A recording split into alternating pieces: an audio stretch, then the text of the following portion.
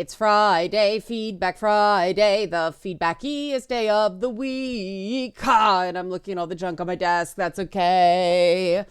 It's Feedback Friday, and I have something to show you guys, but I'm going to go to the feedback first. Starting with, there was a lot of questions in the comments this week that I appreciated and pulled because that lets me know what you guys want to see more content on, and that is awesome.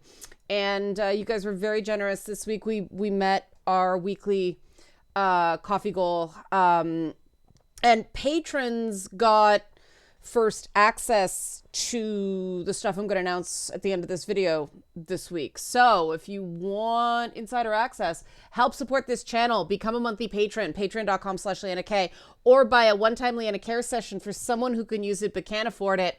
Coffee.com/LeannaK. Those donated coffee sessions make a big help. All right, so we're gonna start with the Wellness Wednesday comment that I selected, because a lot of people were like, thanks for the nuance on conflict. It's like, yay, some people got it. But this one person made the comment, and this is very real, and I didn't have enough time to get into avoidance. Maybe I'll do a whole video on avoidance, but the comment is, the problem is that most people these days seem so conflict averse that even the vaguest, tiniest notion of something that might be confrontational gets immediately quashed. The reason this is bad is because it only breathes silent loathing, not toward not only the person you have a grievance with, but the parent, teacher, manager, server admin that shuts the conflict down instantly the moment it becomes anything less than perfect, surface level friendly. Nothing is solved, everything just seethes. That is not how Leanna does things. I don't know what it is, man. I don't know what it is. I have never been able to seethe. I am not a seether. I say something, and it's not healthy. It isn't. And the level of conflict avoidance has me very concerned. And this will come up in another comment later, but I just wanted to highlight that because, yes, the conflict aversion, avoidant behavior in general it's a scourge. And I get it. Like, I get why people do it. Because attempting healthy conflict is so punished by, like you said, the parent, teacher, manager, server admin. They just stop fighting. Everybody stop fighting. I hate that. I hate that. And you could say so many stereotypes about the cultures I come from. I don't care. My way's better. That was me joking. Moving on to the Superman video. I love talking about Superman. So I was really glad that I hope the video had done better in terms of view counts, but I missed sharing it on Twitter on Monday. So I think that's part of it. I do find that sometimes sharing videos on Twitter, though this has been weird. I am starting to do more content on Instagram. It's going to suck for a while, so I'm not really going to promote it much. Not Therapy Show on Instagram is what I'm doing there. I've been warned by like social media marketing people that Instagram is not a place to engage with the discourse the way Twitter is, which is too bad. I'm going to miss Twitter when Elon Musk burns it to the ground. Maybe he'll pull out. I still have hope. But with Superman, somebody commented as if I was deconstructing Superman. No. My comments were just, here's a cool story based on what I think a joyful Superman is. I don't like deconstruction movies. Making something a character study is not a deconstruction. And I cannot stand that postmodern criticism has made those two things synonymous. Enough said, moving on. One commenter said, we need classic hopeful Superman again. God did What's So Funny About Truth, Justice, and the American Way really age well. Truth, that's a comic series. For those who don't read comics, track down and watch Superman versus the Elite. Yes, they gave it a terrible name, but it's the best Superman film to date, and I'll die on that hill. All right. Part of the reason I believe the Star Wars sequel trilogy gets the reaction it does, aside from bad writing, is because it is the anti-New Hope. Rather than a creator seeing people needed hope and tried to give it to them, the sequels are defined by cynicism. Most modern bad deconstructions, a hostile advertising strategy based on removing hope and fun. And I agree And I think that's because there's this thing in the popular consciousness that The Empire Strikes Back was the best Star Wars film. Empire Strikes Back was the middle Star Wars film, right? It was the middle. They didn't have to set anything up. They didn't have to resolve anything permanently. When you can end on a fucking cliffhanger, you only can do half a movie and then they go dark. And I mean, yeah, there were some directing things that were better. The actors were getting more comfortable with their roles, like they were digging deep. But the same way most people say, oh, Two Towers is the best Lord of the Rings film. Yeah, because it was the fucking middle. You could just do 2.5 hours of cool shit instead of having to set anything up or resolve anything. And I hate that in terms of cheesy, cheap takes about media. But that was just me ranting for fun. Thank you for your comment.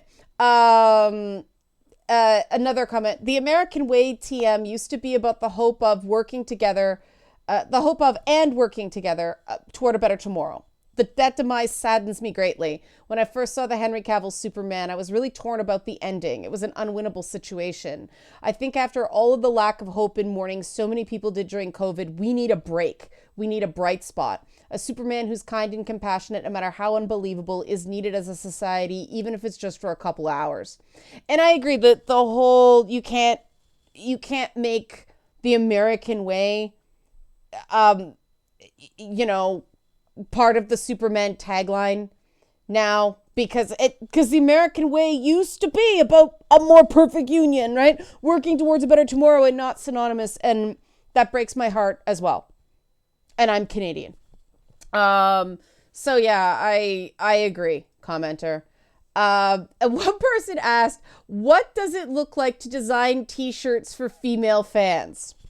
And this is a blank shirt. Don't worry. Don't put anything that's going to constantly be resting in shade. So if you put, the best thing to do is kind of put the logo here, right? Because what you either get, with me, I could probably do a whole video on t-shirt fails and then YouTube would get me in trouble. You get the bug eyes, or you get the problem with Spider-Man shirts is, like I said with the Kratos shirt, he's always hugging the boob, right? And I love Spider-Man, but it's always either webbing the boob or hugging the boob or something that's just awkward for everybody. So keeping in mind that you have to keep the ink sort of in the top area. And then if there is too much of a screen print, you can't wear them form-fitting because the minute you stretch, you tear the ink. So those are the things to keep in mind when you're designing shirts for female fans, at least female fans that are built like me. That's the short version. I could go on at length about that. So now we move on to the Two Women Talking video. And I love comments where people talk about what they love. And so I am sharing this comment because I get very excited. I really latched on to X-Men and specifically Professor Xavier because even though he was paralyzed, his power was in his mind. That showed me as a disabled person that just because I can't do some things physically doesn't mean I have to give up on my dreams because I can work with my brain. Playing to my strengths, like you said, I wasn't even exposed to the comments back then. For me, it was the animated series, and honestly, thank God for that show. Professor X was so fucking cool in the X-Men animated series. That was best Professor X. I don't care. He was awesome in that show. He's periodically such a fucking asshole in the comics. It makes me mad because in my mind, 97 X-Men is Xavier. A lot of Magneto in that show is sort of headcanon for me too. Not every character do I feel that way, but definitely those two. Beast gets so fucking robbed in comics too. But yeah, I agree. Xavier in 97 X-Men was the best. And I mean, he was one of the cooler characters. I liked that a lot of X-Men characters had disabilities. I thought that was really cool. But yeah, there was just something about that take on Xavier that was awesome. So I agree. And I don't have to agree. I just like that people talk about liking stuff. I really want to encourage people to talk about liking stuff instead of stuff they disagree with or don't like. Somebody else, like I said, question. I've heard you talk about min-maxing a few times in this channel. How do you find what to max about yourself? It probably has to do with experience and listening to yourself more, but a starting point to the process would be very helpful if you can come up with one. Well, I character sheet things, and I realized a while back that there were certain things that just weren't working. Like, it's like, what do you get a good reaction regarding? Actively good reaction, not no reaction, actively good reaction, right? That's what you max. Now, that doesn't necessarily mean minimizing the things that get you a bad reaction, because sometimes the right bad reactions are actually good. You may notice I don't stop doing something just because I get a bad reaction.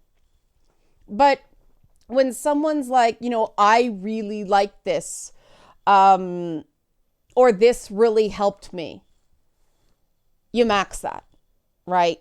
And it is much better to figure out what you're legitimately good at, not the best, just what you're good at, and lean into that instead of figuring out, because if you're fucking piling level up points into your dump stats, that's not how you build a good character, right? So there are some things like, being cute is my dump stat. I don't do the kawaii shit. I'm rar. There's no point in me trying to be demure girly girl.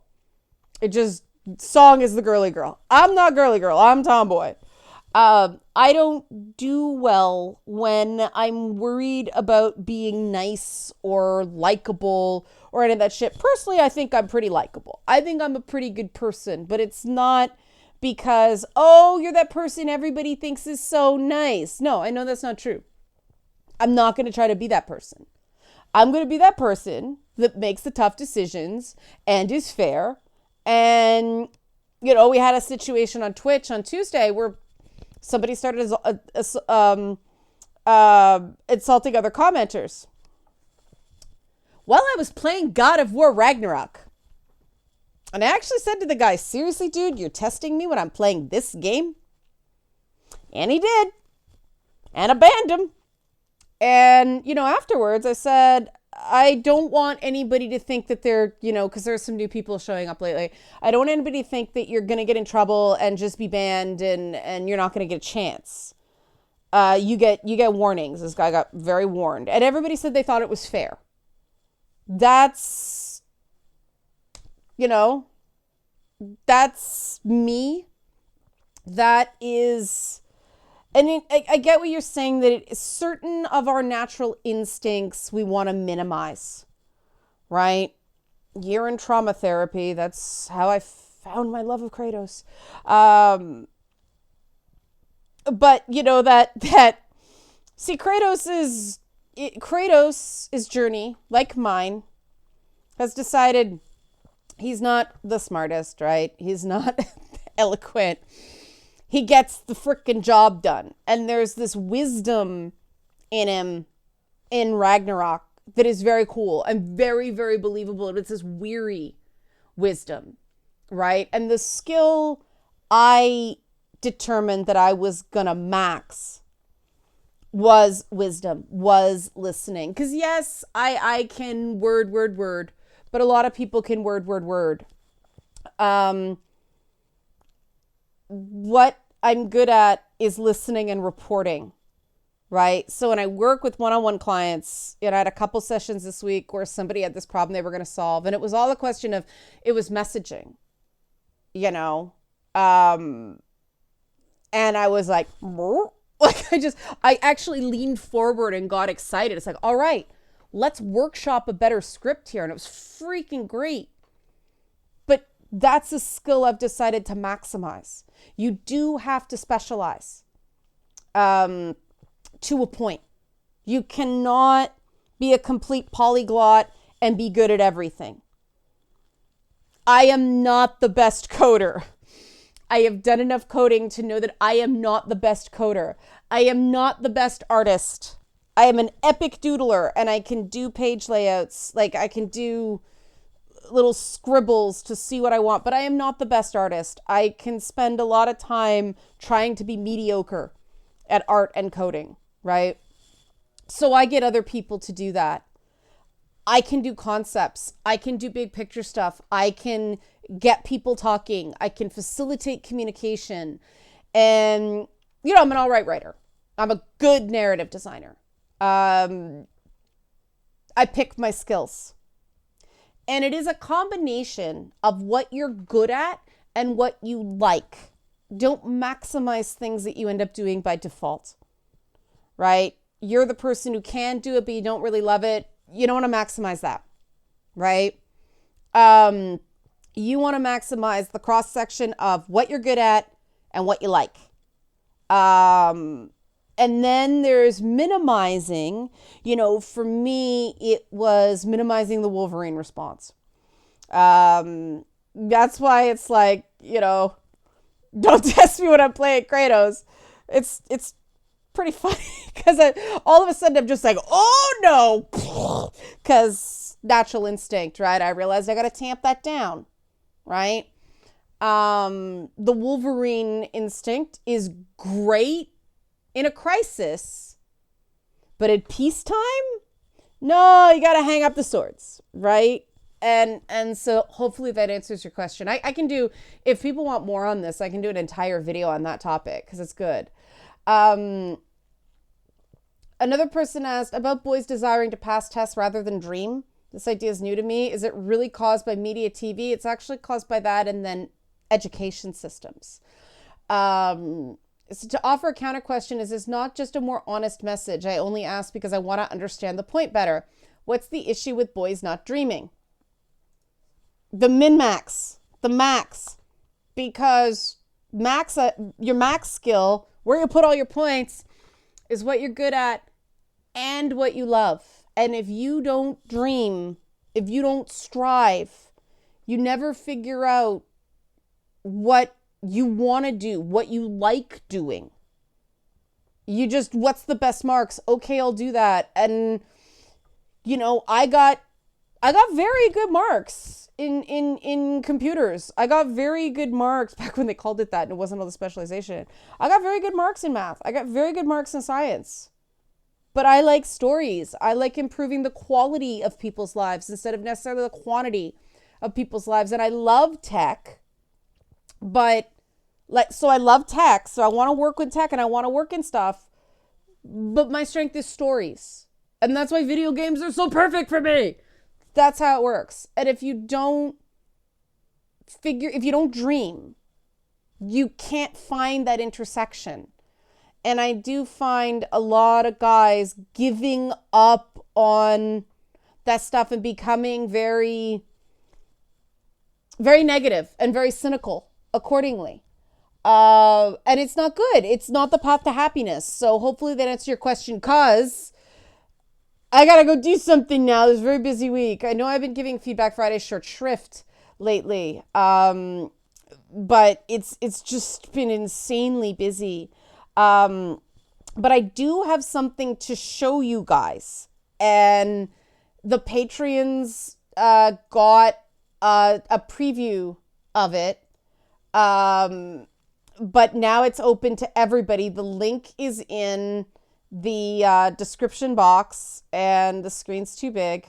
There we go. Come on.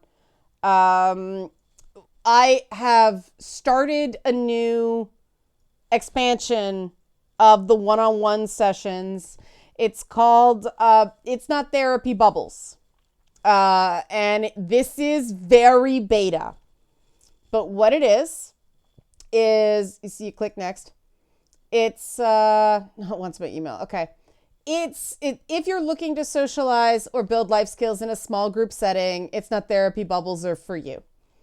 There are bubbles of, let me switch over. I'll put in a fake email.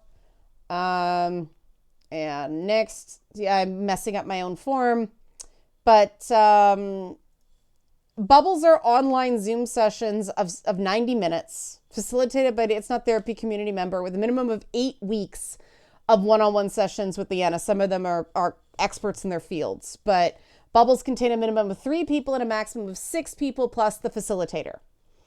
And they're $25 each. They're 90 minutes long. The reason we picked 90 minutes is because 90 minutes is really 60. Anybody who's done a WoW raid knows the first 15 to 25 minutes are just people showing up. But this is very beta because everything is manual right now. But we've got topics, everything's from I'm Doing Games We Like panel. We're doing a men's support bubble. Adam, one of the other moderators, suggested that both he and I do that one because we thought having a male moderator, a man moderator and a woman moderator, or whatever I am, there might work best because if people want to ask questions about, the other side, they're there, but also the male support as well, right? And if we branch off, I assume that one's going to be pretty popular.